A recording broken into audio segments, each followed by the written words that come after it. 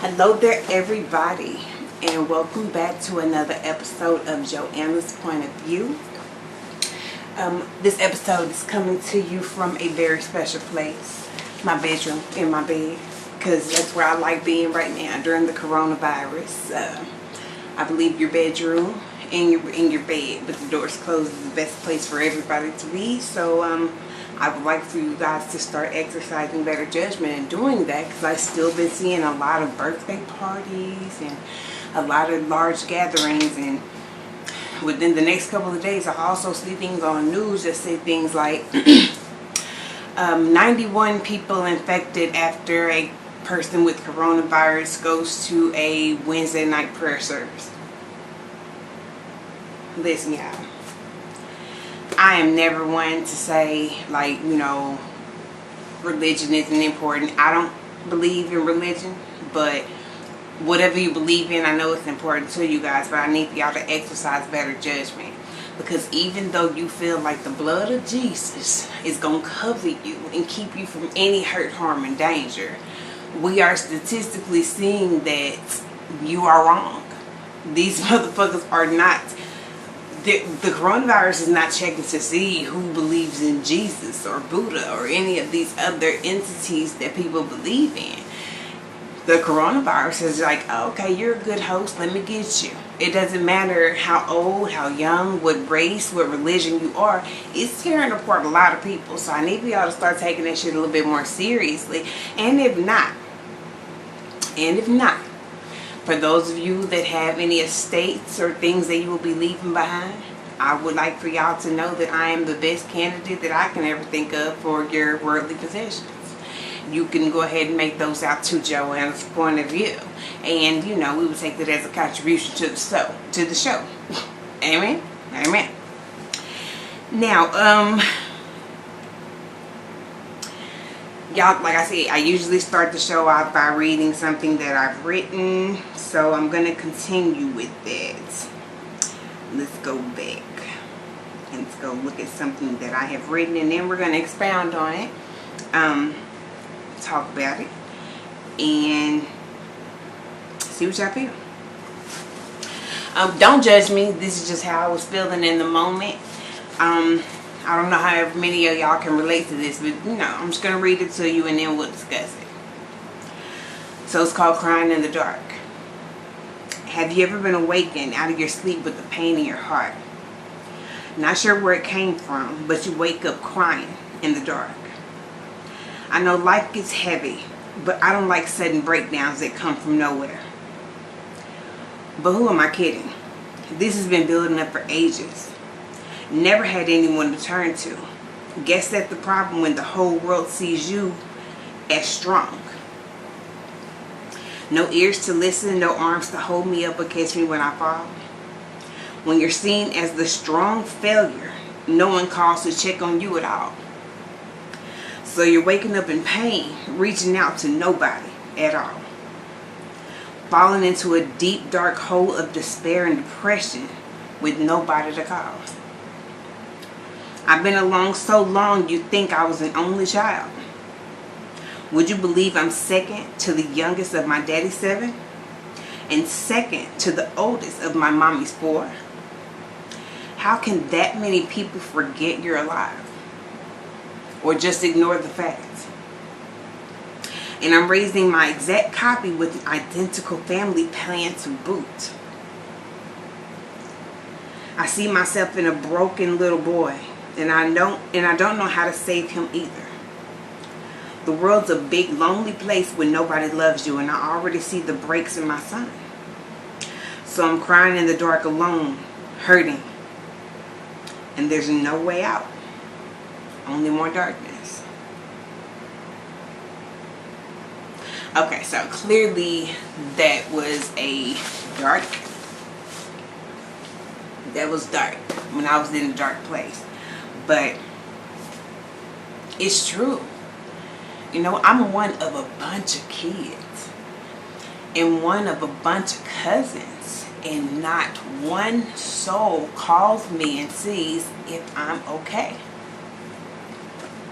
I've had a bunch of associates in my life, some that I would call friends in the moment, and all of them know how strong I am, and I've had to be, so even they don't call to check on me. And you know, I really want you guys to listen to me and call and check on your strong friend. You know, the one that's always there to listen to you when you call and you got a whole bunch of shit to unload on them and they're always a listening ear for you. Call and check on that friend, because right now with everything going on, y'all, we are not okay. We're not okay.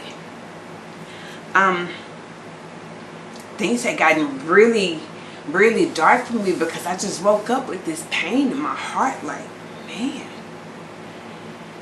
And then just the weight of the world seemed like it just landed on me all at once, and I was overwhelmed, and I was up at 5 o'clock in the morning in the dark just crying, writing my soul out because I needed to at that moment. For me at that moment, writing that was cathartic.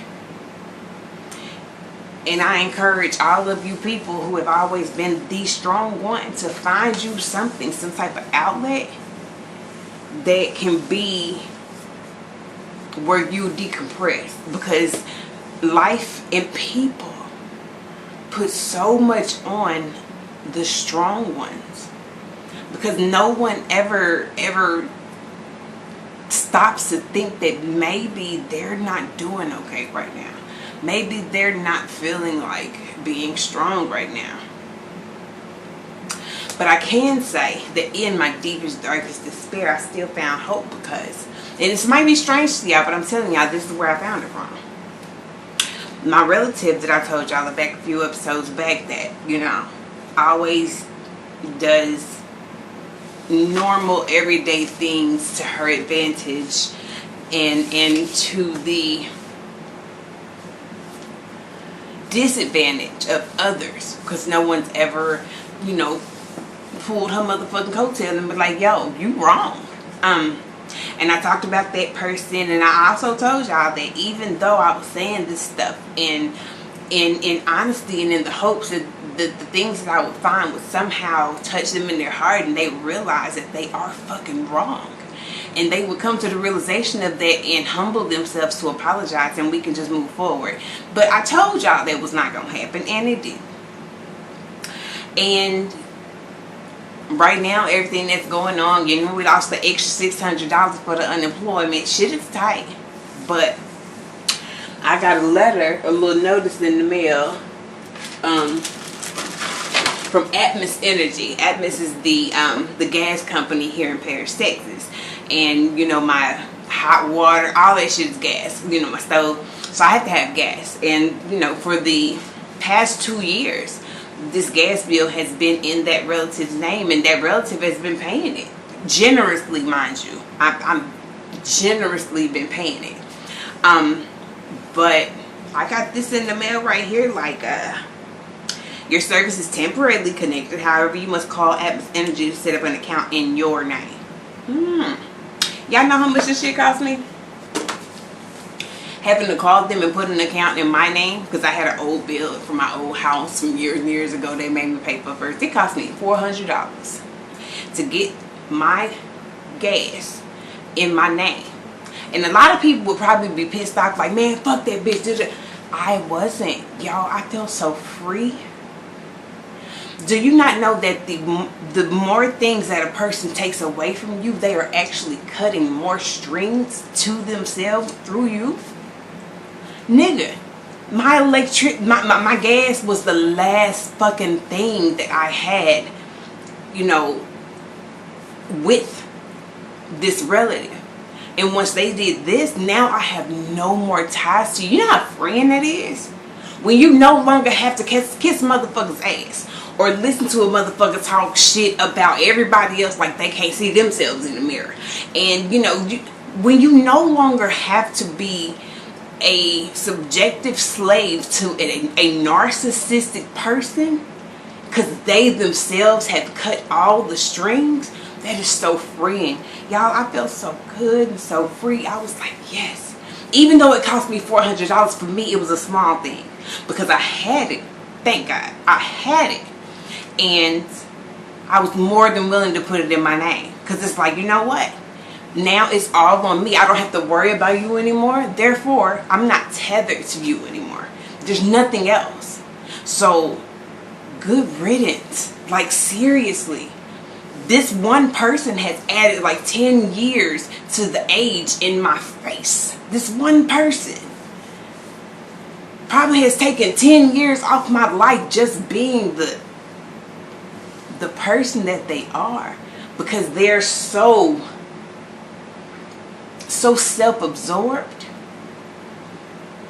to the point that they cannot stand to see themselves.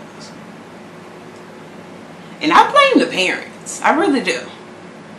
You know, if we raise children that feels like, if they have an example that they're better than their siblings and everything they do is good, just know the kind of monster that you're creating.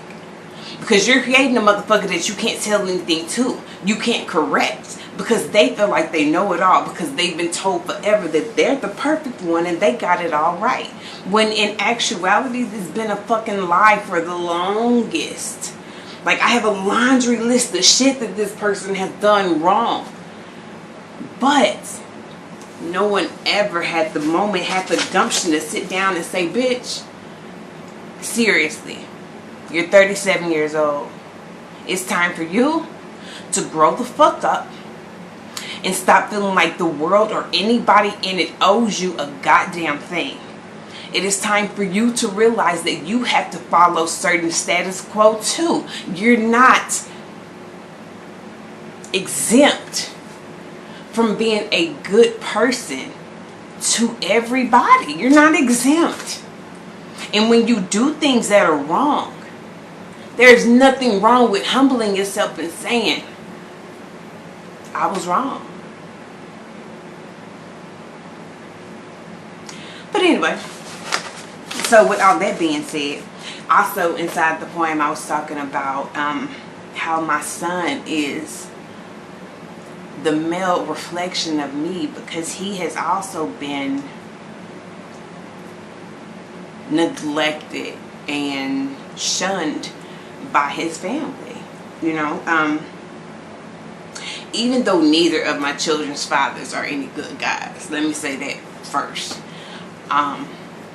At least her dad, my daughter's dad, calls to check on her or sends a text message to check on her. Or every now and then when he has it, he'll pay his child support so I can help support her.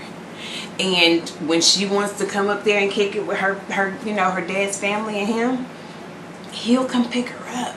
You know, maybe not right then or maybe not when I want him to, and he might not bring her back when I ask, but he does a lot more than my son knows his father, but he doesn't know any good things about his father.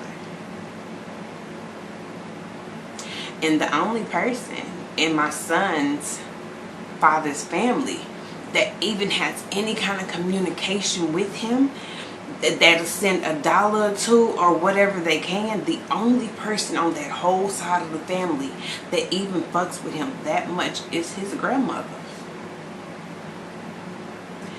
And I mean, Miss Shirley, I don't know if you will ever see this, but I want to thank you from the bottom of my heart, because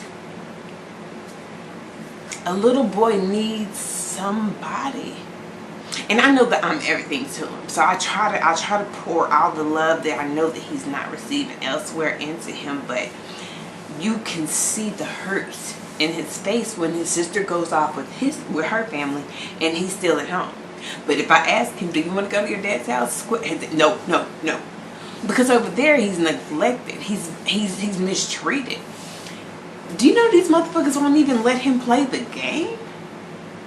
Like, nigga, you got a game at home, you can stay here. But it's like he's already have siblings with his brother and his sister on his dad's side. But when he's around them, he's treated totally like a homegirl child that's staying over there for a few days because they got to get on their feet. He's not treated good. And it hurts him because he's such a loving little boy that deserves all the love that you could muster to give him. But he doesn't get that. And even, you know, his dad's girlfriend or whatever she is to him at this point, I know she's another baby mama, but how could you be with a man and lay with a man every day knowing good and well for a fact that they have another child that they don't see, they don't call, they don't put any money aside for, they don't send any birthday cards, any Christmas cards, any Christmas gifts. They totally ignore the presence of one of their children on this earth that they know for a fact is theirs. How can you lay up with a man like that as a woman? I mean, he ain't shit. That's just what it is. Ain't nothing I can do about that. He was born that way. He gonna die that way. He just an ain't shit ass nigga. But as a woman, how could you lay up with a motherfucker that you know is totally ignoring the existence of their third child? The third child is actually between the first one and yours, that you have seen and watched and kept and been around his entire life.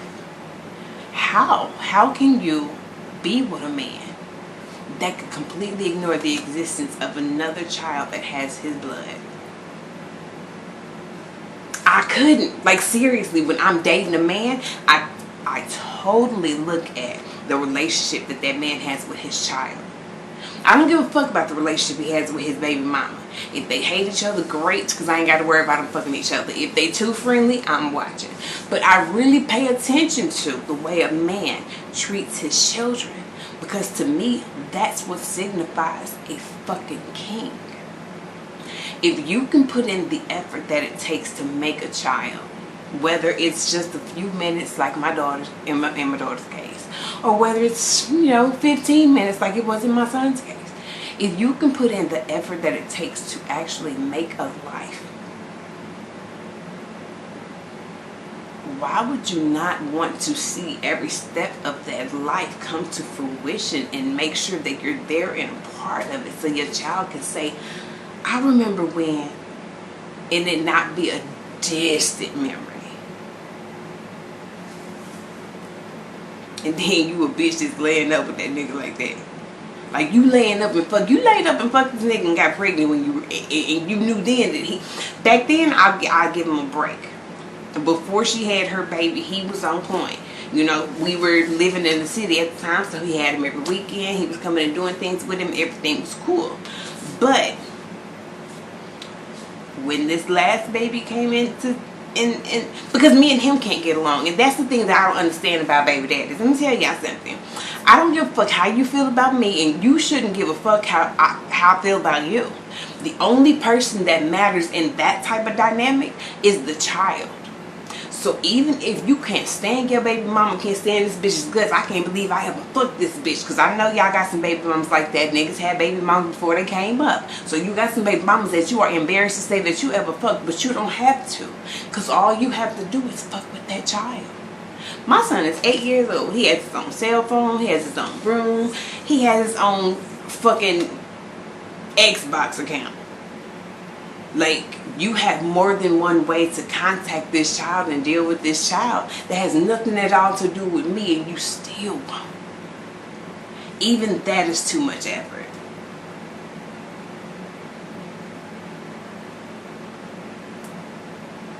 But his mom, when I call, or when her grandson calls, she comes through. Shout out to you, Miss Charlotte, because even though you gave birth to and raised a real ain't shit ass nigga, you have managed to be a woman with some decorum, and I appreciate that. I really do. And even with my daughter's family, me and my daughter's grandmother, boy, when I tell you, we done got into it sometimes. I'm talking about cussing each other out. Fuck you, bitch. Da, da, da. But that's still my girl. Like, Cheryl, shout out to you. Because even though me and you have bumped heads and gotten into it numerous amounts of times, you have always done what it takes to take care of your granddaughter and make sure she was straight. Even if at the moment you couldn't stand my ass, you made sure she was good. Even when her dad didn't. You know, if I couldn't get something from her dad, I was always able to call on you and get what we needed. And I appreciate that. You have been a very pivotal person in her life. I wish that her dad would do more, but you have definitely done more than your share, and I thank you too. But y'all have to understand, for real, like men, if you can put in the effort that it takes to make a child, and you cannot put in the effort that it takes to pay for an abortion, then you need to man the fuck up and take care of your seed. I don't give a fuck how your new partner feels about it. I don't give a damn how the baby mother feels about it. I have a baby out there. You're not going to keep me from my child. Unless the courts say I can have nothing to do with this child. That's the only way. But that would never be the case, because I would never take away my children like that from their families. But you have to want the relationship, and he just doesn't, and it's sad. Because I have a remarkable little boy. I kid y'all not. Like, this kid is remarkable.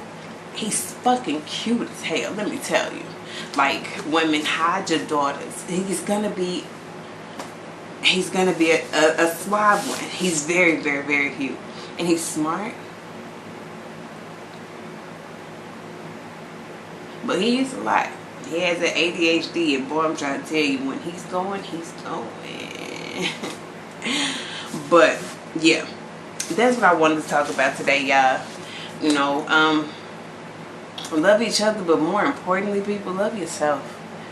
Even if that means that you have to disengage from, you know, somebody that you love and that you are closely related to. Love yourself first.